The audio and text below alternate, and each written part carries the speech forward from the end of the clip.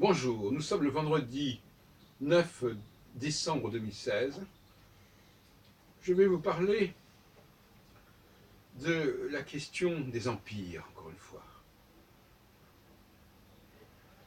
En fait, je voudrais plutôt parler des nations. Je crois que la nation est,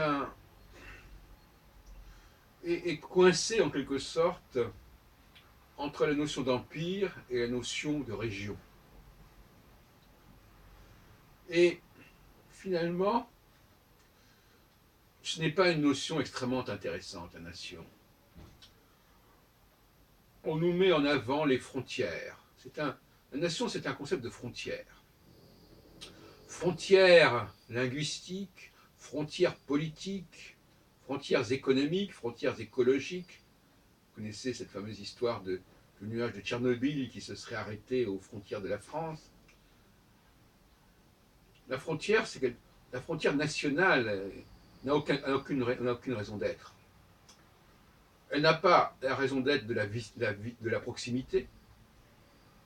La ville est beaucoup plus un lieu de proximité que la nation, ce qu'avaient bien compris d'ailleurs les Italiens. Et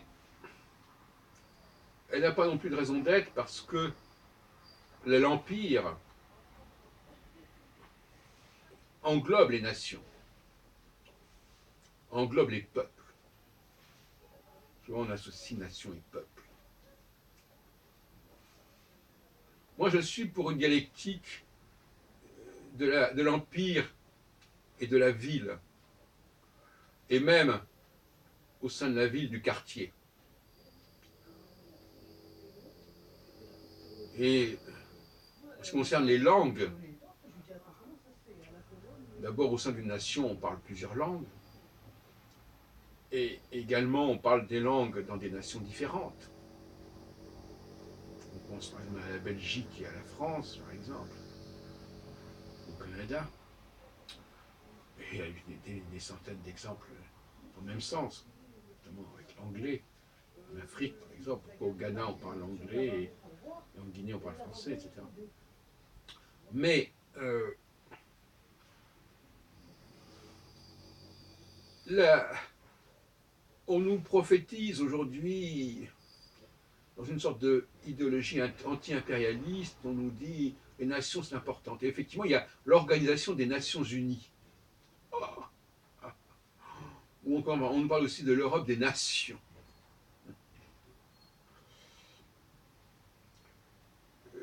Dans les deux cas, on arrive à des caricatures. En Europe, on arrive à des pays tout petits qui seraient mis au même titre que les grands pays, que les grands empires, ceux qui ont établi et instauré des grands empires au cours de leur histoire. Et dans l'ONU, c'est exactement la même chose. Alors, qu'est-ce que c'est que cette démagogie nationale? Parce que c'est bien ça dont il s'agit. Hein, la nation qui est dans le déni des empires, qui est dans le déni des langues qui sont supranationales. Et de toute façon, on sait très bien le rôle du supranational sur le plan économique. Donc, quand on nous annonce dans certains milieux la fin des empires, on se dit qu'il s'agit là d'une polémique, d'une guerre anticolonialiste, anti-impérialiste, qui utilise le prophétisme, qui instrumentalise le prophétisme dans, dans les buts qui sont les siens. Mais malheureusement, chers amis, tout dépend de quel point de vue on se place. Et il faut éviter d'adopter des points de vue qui ne sont pas les nôtres. Il faut dire ça de manière assez cynique, je dirais. La France n'a pas les mêmes intérêts et les mêmes enjeux que, je ne sais pas, la Corée ou que l'Estonie. Ils n'ont pas le même rapport à l'histoire, ils n'ont pas la même influence.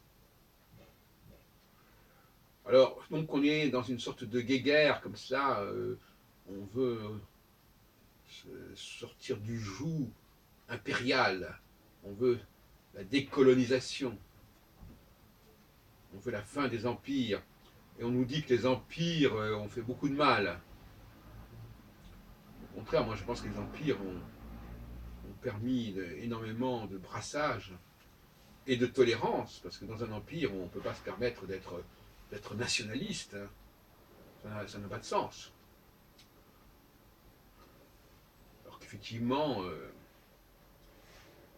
sortir de la Première Guerre mondiale, il y a eu des empires qui étaient éclatés, peut-être en effet, mais au nom de quoi?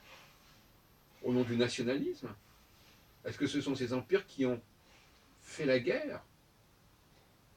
Alors on parle des empires centraux, l'Allemagne et l'Autriche-Hongrie, contre lesquels la France et l'Angleterre se sont battus, comme si la France et l'Angleterre n'étaient pas des empires d'un autre type, mais des empires aussi, et alliés d'ailleurs à un autre empire qui était l'empire russe.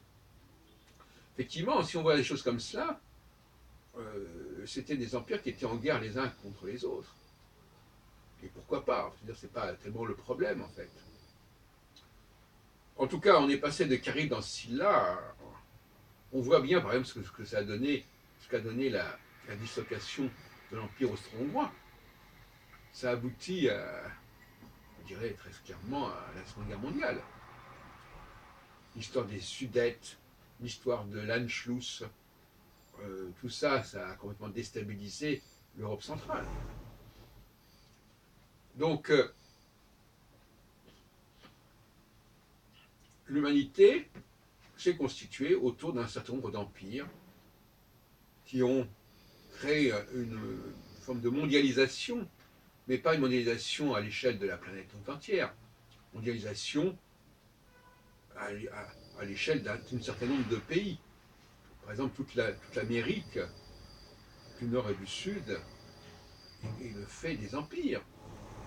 Empire de l'Angleterre, empire de la France, empire de l'Espagne, empire du Portugal. Voilà, à part un petit peu de empire hollandais en Guyane. Voilà où elle s'en est. Et ça couvre aussi l'Amérique centrale, ça couvre aussi les Antilles. C'est bien un continent qui est le fait des empires. Les conquistadors, ils le faisaient au nom des empires, de leur empire. Quant à l'Afrique, c'est la même chose. Et l'Asie, on pourrait dire la même chose aussi. Le seul pays qui est un petit peu échappé à l'influence occidentale, c'est la Chine. Et encore, elle a été quand même très marquée par elle, par cette influence. Quant à la Russie, la Russie c'est un empire, bien évidemment, qui s'assume comme tel, mais il faut distinguer les empires qui se sont constitués d'un seul tenant et les empires qui ont élaboré des prolongements outre-mer, et qui quelque part aujourd'hui sont plus fragilisés parce qu'il n'y a pas comment dirais-je, le substrat géographique qui vient sous-tendre leur présence. Parce qu'en réalité, les empires qui ont éclaté, ce sont des empires qui étaient éloignés de la métropole, qui étaient séparés de la métropole par la mer. Aucun empire n'est parvenu à se maintenir quand il y avait une mer. Comme entre la France et l'Algérie, il y avait la mer Méditerranée, ben voilà, ça a suffi pour couper les ponts. C'est le cas de dire. Et puis toute nation, de toute façon, a plus ou moins une dimension impériale, à une échelle peut-être plus petite. Mais aucune nation n'est d'un seul tenant. Et on a vu ce que donnait un pays comme l'Irak, par exemple, soi-disant aux frontières bien définies, mais en réalité qui englobait des nations très différentes, des peuples très différents, des langues différentes, des religions, des sensibilités religieuses. Chiisme, sunnisme, c'est pas la même chose. Et on a vu ce que ça donnait quand le principe impérial était affaibli.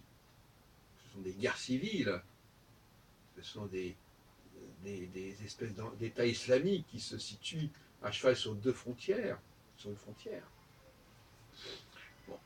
Donc, je pense que le XXIe siècle fonctionnera beaucoup plus sur la base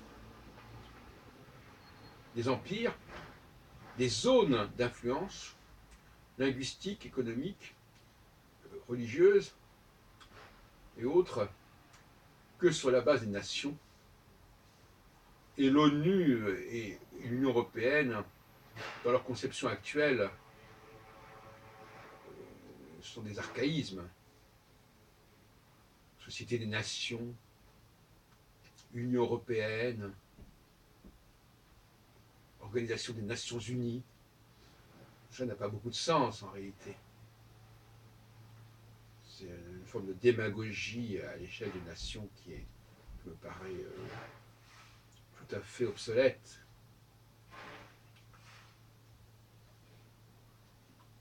Donc, alors le mot empire, évidemment, il est connoté, oui, bien sûr, impérialisme, etc. Il y a des gens qui sont tellement marqués par les mots que quand ils n'arrivent pas à les nettoyer, ces mots. Bon, alors effectivement, il faut repenser les mots. Il y a des mots qui sont chargés négativement, il faut les recharger positivement. Est-ce une raison pour changer trouver de nouveaux mots? Non. Quand quelqu'un est sale, on le nettoie. Quand quelque chose est cassé, on le répare, on ne va pas le changer.